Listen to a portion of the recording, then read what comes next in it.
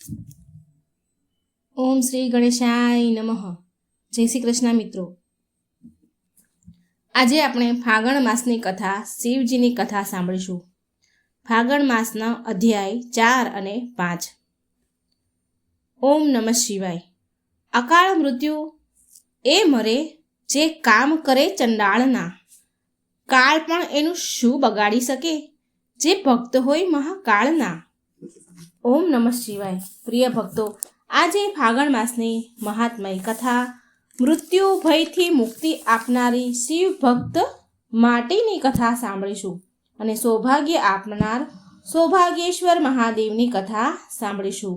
સ્કંદ પુરાણ કથા અનુસાર ઘણા સમય પહેલા અશ્વાહન નામનો એક રાજા હતો. તે રાજા બહુ ધર્માત્મા અને કીર્તિવાન હતા. તેમના રાજ્યમાં પ્રજા ઘણી સુખી હતી. કાશી રાજાની પુત્રી મદન મંજરી તેમની પત્ની હતી. તે પણ અત્યંત સુંદર અને ગૃહ કાર્યમાં નિપુણ હતી. માત્ર તેના પતિનું જ હિત કરનારી ધર્માત્મા હતી. પૂર્વજન્મના કર્મના કારણે તે દુર્ભાગી હતી. રાજા અશ્વાહનને તે ગમતી જ ન હતી. તેને આ સ્પર્શ માત્રથી રાજાનું શરીર સળગવા લાગતું હતું. એકવાર રાજાએ ક્રોધમાં આવીને આદેશ આપ્યો રાણીને કે વનમાં છોડી આવો. તેના સૈનિકોને આદેશ આપ્યો કે રાણીને વનમાં છોડી દેવામાં આવે. રાણી પણ તેના ભાગ્યને કોસવા લાગી અને આ પ્રકારે વનમાં ભટકવા લાગી. અને એ સમયે એક તપસ્વી તેને નજર આવ્યા. રાણીએ એમને તેમની પૂરી વ્યથા કહી અને પૂછ્યું કે તેને સૌભાગ્ય કેવી રીતે મળશે. તપસ્વીએ ઋષિમુનિએ ધ્યાન કરીને જોયું અને રાણીને કહ્યું કે તારા લગ્નના સમયે તારા પતિને પાપ ગ્રહોએ જોયા છે અને આ કારણે એ તને પ્રેમ નથી કરતા. તું અવંતિકા નગરીમાં જા, ત્યાં સ્થિત મહાકાળ વનમાં જા અને ત્યાં જઈ સૌભાગ્યેશ્વર મહાકાળનું પૂજન કર. તારા પહેલા ઇન્દ્રની પત્ની ઇન્દ્રાણી હતી. એણે પૂજન કરીને ઇન્દ્રદેવને પ્રાપ્ત કર્યા હતા. રાણીએ અવંતિકા નગરીમાં મહાકાળ વનમાં પહોંચીને ભગવાનના દર્શન કર્યા, શિવજીના. અને રાણીના દર્શન કરવા માત્રથી જ રાજાને રાણીની યાદ આવવા લાગી. અને રાજાએ જમદગી ઋષિ મુનિને રાણી ક્યાં છે એ પૂછ્યું. તો એ ઋષિ મુનિએ ધ્યાન કરી અને પછી કહે છે, મુનિ બોલ્યા કે રાણી મહાકાલ વનમાં સૌભાગ્યેશ્વર મહાદેવનું પૂજન કરી રહ્યા છે. રાજા રાણીને શોધતા શોધતા ત્યાં પહોંચ્યા મહાકાળ વનમાં અને રાણીને ત્યાં પામીને તે બહુ પ્રસન્ન થયા. અને રાજા તેની રાણીને લઈને રાજભવન આવી ગયા. અને રાજા રાણીના મિલનથી એને એક પુત્ર થયો. તેનું નામ વ્રત રાખવામાં આવ્યું. કહેવાય છે પ્રિય ભક્ત મિત્રો કે સૌભાગ્યેશ્વર મહાદેવના દર્શન કરવાથી દરિદ્રતા દૂર થાય છે. પ્રિયજનોથી ઝઘડો નથી થતો. ગ્રહોની બધા જે બાધા હોય, જે નડતર હોય એ સમાપ્ત થઈ જાય છે સૌભાગ્યેશ્વર મહાદેવના દર્શન કરવાથી.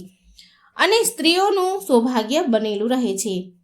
ધાર્મિક નગરી ઉજ્જૈનમાં 84 મહાદેવમાંથી 61મું સ્થાન રાખનાર શ્રી સૌભાગ્યેશ્વર મહાદેવની મહિમા અત્યંત નિરાળી છે. આ મંદિરનું શિવલિંગ રેતીથી બનેલું છે, જેને ખુદ માતા પાર્વતીએ બનાવ્યું હતું અને હરતાલિકા વ્રતનું પૂજન કર્યું હતું. એકવાર પ્રેમથી બોલો, પાર્વતી પતે હર હર મહાદેવ, જય ભોળાનાથ. મિત્રો, હવે આપણે સાંભળીએ મૃત્યુ ભયથી મુક્તિ આપનારી શિવ ભક્ત માટેની કથા અને સૌભાગ્ય આપનારી સૌભાગ્યેશ્વર મહાદેવની કથા. સ્કંદ પુરાણ કથા અનુસાર માટે નામના એક મોટા શિવ ભક્ત હતા. તેણે સંતાન પ્રાપ્તિ માટે 100 વર્ષ સુધી મહાદેવની કઠોર તપસ્યા કરી હતી. મહાદેવે તેમને સંતાનનું વરદાન આપ્યું. સમય આવવા પર તેની પત્ની ગર્ભવતી થઈ તો એની પત્નીને પ્રસૂતિના 4 વર્ષ સુધી એ પ્રસૂતિ જ ના થઈ. 4 વર્ષ સુધી એ ગર્ભવતી રહી. 4 વર્ષ સુધી ગર્ભવતી રહી તો શિવ ભક્ત માટીને બહુ ચિંતા થવા લાગી અને પછી તેને ખબર પડી કે ગર્ભમાં એમનું રહેલું બાળક કાળ માર્ગ નામના રાક્ષસના ડરથી બહાર નથી આવી રહ્યું. માટીએ વિચાર્યું કે હું ગર્ભમાં રહેલા શિશુને શિવ જ્ઞાન આપું. આમ વિચારી તેણે ગર્ભમાં રહેલા બાળકને શિવ જ્ઞાન આપવાનું શરૂ કર્યું. આનાથી શિશુને જ્ઞાનનો બોધ થયો અને તે બહાર આવ્યું. માટીએ એ બાળકનું નામ કાળ માર્ગના ડરવાના કારણે તે બાળકનું નામ કાળ ભેટી રાખ્યું. કાળ ભેટી જન્મથી જ શિવ ભક્ત હતા. મોટો થતાં કાળ ભેટી ઘોર તપસ્યા કરવા માટે બીલીપત્રના ઝાડ નીચે પગના અંગૂઠા ઉપર ઊભા રહીને 100 વર્ષ સુધી એક પણ ટીપું પાણીનું પીધા વગર મંત્રોના જાપ કરતા રહ્યા. 100 વર્ષ પૂરા થયા પછી એક દિવસ એક આદમી જળથી ભરેલો ઘડો લઈને ત્યાં આવ્યો. કાલભેટીને નમસ્કાર કરીને બોલ્યો કે હે મહાત્મા, લો જળ પીવો. કાલભેટી બોલ્યો કે તમે કયા વર્ણના છો? તમારો આચાર વ્યવહાર કેવો છે? આ બધું જાણીને હું જળ પીશ.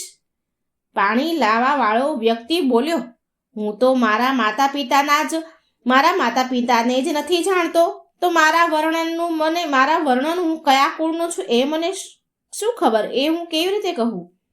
આચાર વિચાર અને ધર્મોથી મારો કોઈ સંબંધ જ નથી. કાળભેટી બોલ્યો કે મારા ગુરુના અનુસાર જેના કુળનું જ્ઞાન ન હોય તેનું અન્ન જળ ગ્રહણ કરવા વાળું તત્કાળ કષ્ટ સંકટમાં પડે છે. હું પાણી નહીં પીઉં શ્રીમાન. એટલે તે પાણી વાળો વ્યક્તિ બોલ્યો, અરે મને તો તમારી વાત પર હસવું આવે છે. જ્યારે બધા જ પ્રાણી જીવમાં ભગવાન શિવ નિવાસ કરે છે તો કોઈને ખરાબ ન કહેવું જોઈએ, કોઈનું અવગુણ ન બોલવું જોઈએ, કારણ કે આમ કરવાથી તો ભગવાન શંકરની જ નિંદા થાય છે ને. આ જળ અપવિત્ર કેવી રીતે થયું? આ ઘડો માટીનો બન્યો છે અને અગ્નિમાં પાક્યો છે અને જળથી ભર્યો છે, તો આમાં મારા અડવાથી અશુદ્ધિ આવી ગઈ કેવી રીતે? તો જો હું અશુદ્ધ થઈને આ ધરતી પર રહું છું તો તમે અહીં કેમ રહો છો? આકાશમાં કેમ નથી રહેતા?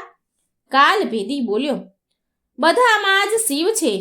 બધાને જ શિવ માનનારા નાસ્તિક લોકો ખાવાનું છોડીને માટી કેમ નથી ખાતા? તો પછી રાખ અને ધૂળ કેમ નથી ખાતા? હું એમ નથી કહેતો કે બધામાં શિવ નથી. ભગવાન શિવ બધામાં જ છે. મારી વાત તમે ધ્યાનથી સાંભળો. સોનાના ઘરેણા બહુ પ્રકારના બને છે. અમુક શુદ્ધ સોનાના તો અમુક મિલાવટવાળા ખોટા આભૂષણમાં સોનું જ હોય છે. માટે આ પ્રકારે શુદ્ધ અશુદ્ધમાં ભગવાન સદાશિવ બિરાજમાન છે. જેવી રીતે ખોટું સોનું ખરા સોનાની સાથે મળીને એક થઈ જાય છે, એવી રીતે આ શરીરને પણ વ્રત તપસ્યા સદાચાર ભક્તિ દ્વારા શુદ્ધ બનાવી દેવાથી મનુષ્ય નિશ્ચિત રૂપે ખરું સોનું થઈને સ્વર્ગમાં જાય છે. તો શરીરને ખોટી અપવિત્ર વસ્તુથી બગાડવું ઠીક નથી ભાઈ. જો વ્રત ઉપવાસ કરીને શુદ્ધ થઈ ગયું છે, જો એ પણ આવી રીતે અશુદ્ધ થવા લાગે તો થોડા જ દિવસોમાં પતન થઈ જાય ને. માત્ર તમારું દીધેલું પાણી તો હું ક્યારેય નહીં પીઉં. કાલભેટીના આવું કહેવાથી તે વ્યક્તિ ફરી હસવા લાગ્યો. તેને ડાબા પગથી જમીન ખોદીને એક બહુ મોટો ખાડો બનાવ્યો અને એમાં જ બધું જળ ઘડામાંથી રેડી દીધું. ખાડો તો ભરાઈ ગયો, તો પણ ઘડામાં પાણી વધ્યું. પછી તેણે એના પગથી વધારે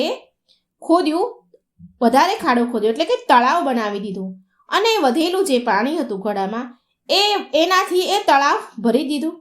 હવે આ અદ્ભુત દ્રશ્ય જોઈને કાલભેટી જરા પણ ન ચોંક્યો. હવે તે વ્યક્તિ બોલ્યો, બ્રાહ્મણ દેવ, તમે તો મૂર્ખ છો, પરંતુ વાતો તો પંડિત જેવી કરી લો છો તમે. લાગે છે તમે વિદ્વાનોની વાત નથી સાંભળી. કૂવો બીજાનો, ઘડો બીજાનો, દોરડું બીજાનું, અને એક પાણી પીવડાવે છે અને એક પીવે છે. એ બધા જ સમાન ફળના ભાગી હોય છે. આમ મારું પણ જળ છે. તમે ધર્મના જ્ઞાતા છો, તો પછી કેમ નથી જળ પી રહ્યા? કાળભેદીએ વિચાર કર્યો કે જો આ કાર્યમાં અનેક સહાયક હોય તો કામ કરવાથી મળવાવાળું ફળ વેચાઈ જાય છે, સમાન થઈ જાય છે. વાત તો તમારી ઠીક છે.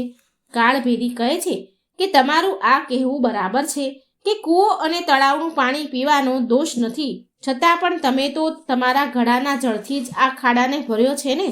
આ વાત, આ ઘટના મારી સામે મેં જોઈ છે, માટે હું તો બિલકુલ આ તળાવનું, આ ખાડામાંથી પાણી હું જળ નહીં જ પીવું. કાળભેદીની હઠ જોઈને તે વ્યક્તિ હસતો હસતો અંતર્ધ્યાન થઈ ગયો. હવે કાળભેદીને અચરજ થયું અને વિચાર કરવા લાગ્યો, અરે આ શું ઘટના બની રહી છે?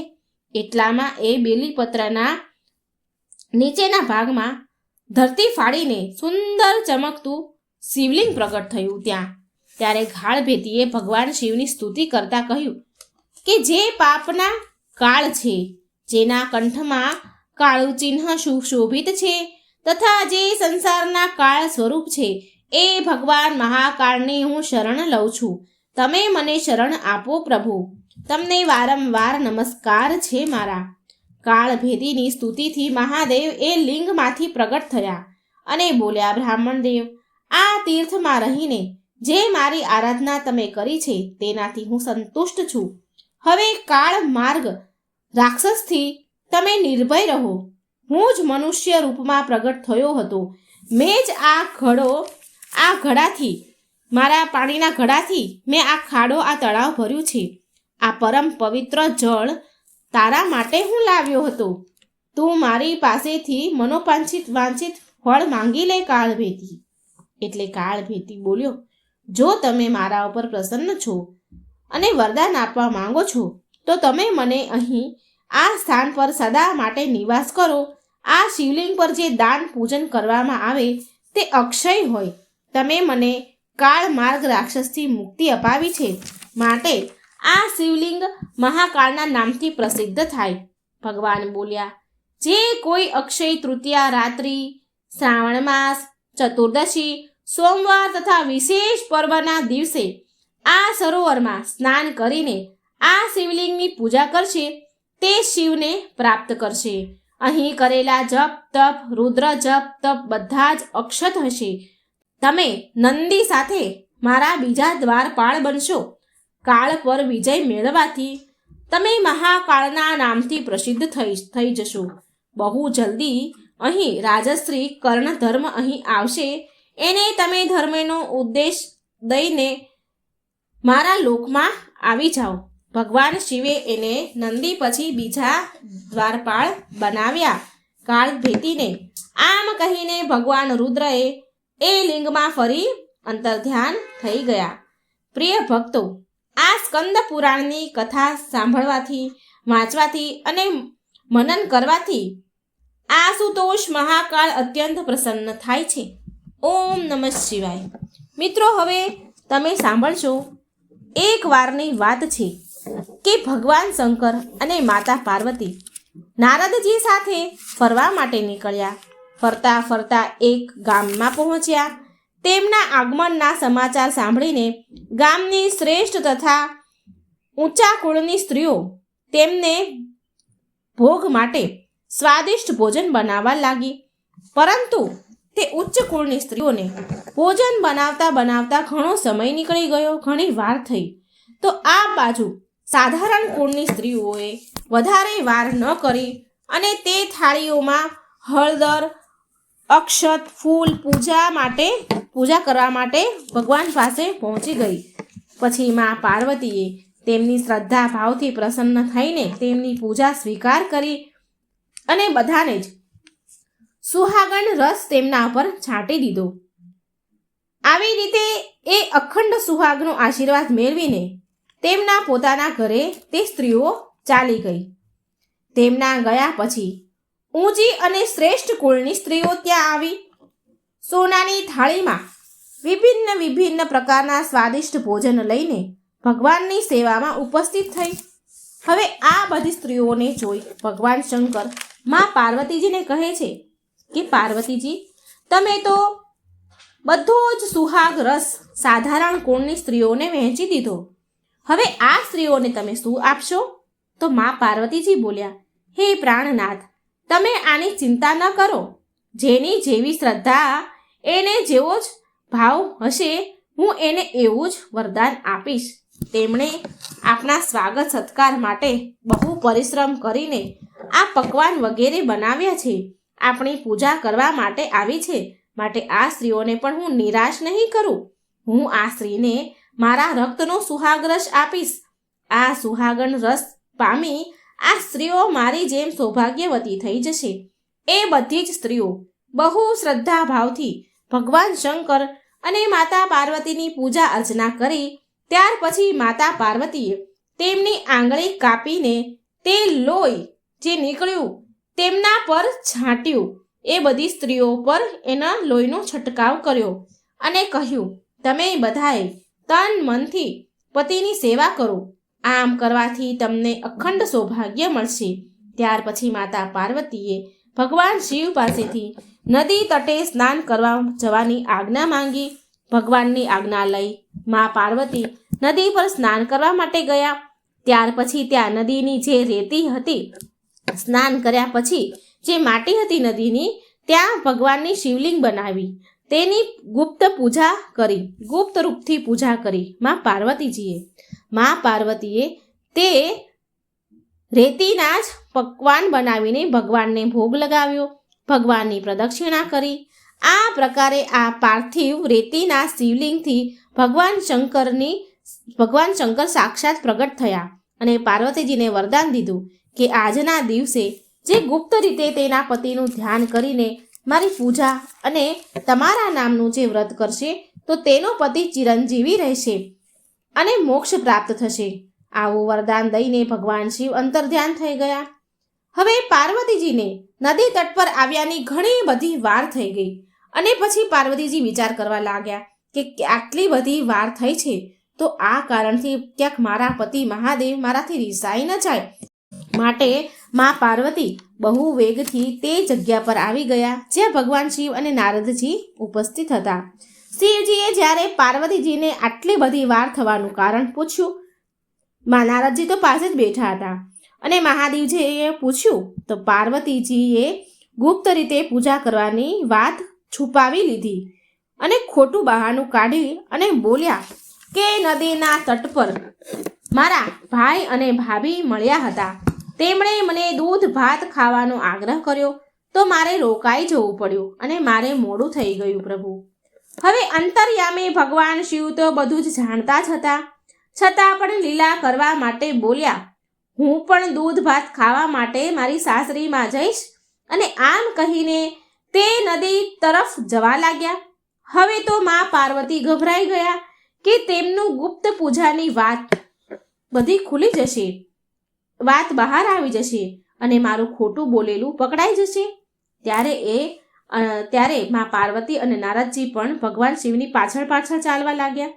નારદજી તો દૂધ ભાત ખાવા માટે બહુ ઉત્સાહમાં હતા, પણ મા પાર્વતી તો મનમાં ને મનમાં મૂંઝાણા હતા.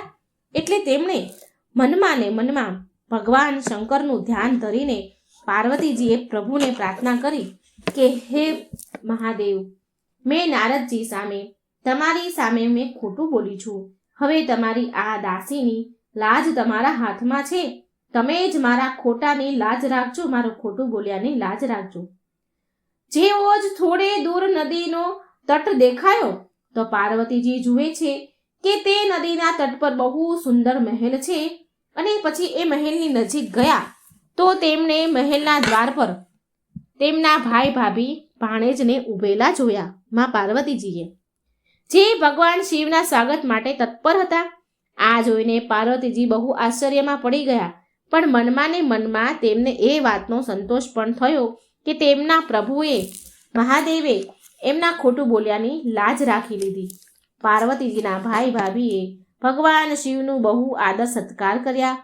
આ પ્રકારે 3 દિવસ સુધી ભગવાન શિવ ત્યાં મહેલે રોકાયા. ચોથા દિવસે જ્યારે પાર્વતીજીએ તેમને જવા માટે આગ્રહ કર્યો તો ભગવાન મહાદેવ રાજી ન થયા. મહાદેવજી બોલ્યા કે હજી થોડા દિવસ રોકાવા માંગે છે. તો મા પાર્વતી રિસાઈ ગયા અને એકલા જ ત્યાંથી ચાલી નીકળ્યા અને ભગવાન શંકર અને નારદજી પણ પછી તેની પાછળ પાછળ ચાલી નીકળ્યા. જ્યારે ચાલતા ચાલતા થોડી ઘણી દૂર નીકળ્યા તો શિવજી અચાનક જ ઊભા રહી ગયા અને બોલ્યા કે ભોળાનાથ કહે છે કે મારી માળા તો મહેલમાં જ હું ભૂલી ગયો છું. હવે પાર્વતીજી વિચાર કરે છે કે જો કોઈ બીજું માળા લેવા માટે પાછું જશે તો બધી જ પોલપટ્ટી ખુલી જશે. એટલે તે પોતે જ માળા લેવા જવા માટે તૈયાર થઈ જાય છે. પણ ભગવાન શિવ નારદજીને માળા લેવા જવા માટે કહે છે, મોકલે છે. પરંતુ જ્યારે નારદજી ત્યાં ગયા, માળા લેવા માટે ત્યાં પહોંચ્યા તો નારદજી તો ચોંકી ગયા. તેમનો તો ત્યાં ચારે બાજુ અંધકાર જ જોયો. મહેલનું તો દૂર દૂર સુધી ક્યાંય નામ નિશાન ન હતું. નારદજી તો ઘોર આશ્ચર્યમાં ડૂબી ગયા અને આંખો ફાડી ફાડીને ચારે બાજુ જોવા લાગ્યા તો તેમને ભગવાન શિવની માળા એક વૃક્ષ પર ટીંગાડેલી દેખાડી. તેમણે જલ્દીથી એ માળા વૃક્ષ પરથી ઉતારી અને ઉતાવળે મા પાર્વતી અને ભગવાન શિવ ઊભા હતા ત્યાં આવી પહોંચ્યા. ત્યાં પહોંચીને ભગવાન શિવ પાર્વતીજીને અને ભગવાન શિવને આ બધી જ ઘટના સંભળાવે છે. નારદજીના મુખથી તેમની યાત્રાની વાત બધી સાંભળી ભગવાન શિવ હસ્યા અને બોલ્યા, દેવર્ષિ નારદજી, આ બધી તો પાર્વતીજીની લીલા છે. અહીં તેમણે મારું ગુપ્ત પૂજન કર્યું હતું. આ વાતને પાર્વતી મારાથી છુપાવવા માંગતા હતા. માટે મને ભાઈ ભાભીના નદીના તટ પર મળવાનું ખોટું બહાનું મારી પાસે કાઢ્યું અને મેં મારી માયાથી લીલા રચી. આ લીલાની સત્ય દર્શન કરવા માટે મેં તમને માળા લેવા માટે ત્યાં મોકલ્યા હતા.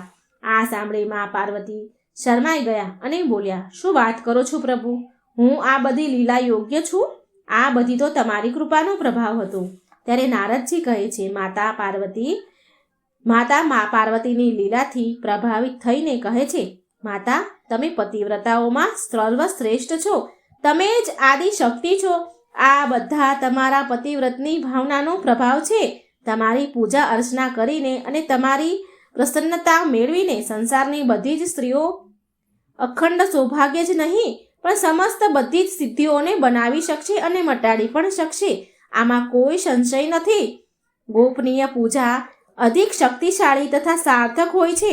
તમારી ભાવના અને ચમત્કાર જોઈને મને બહુ પ્રસન્ન થઈ છે. માતા, મારો આશીર્વાદ રૂપ વચન છે કે જે સ્ત્રીઓ ગુપ્ત રીતથી તેમના પતિનું પૂજન કાર્ય સંપન્ન કરશે તો તમારી અનુકંપાથી તેમની બધી જ મનોકામના પૂરી થશે અને તેમને દીર્ઘ આયુ મળશે.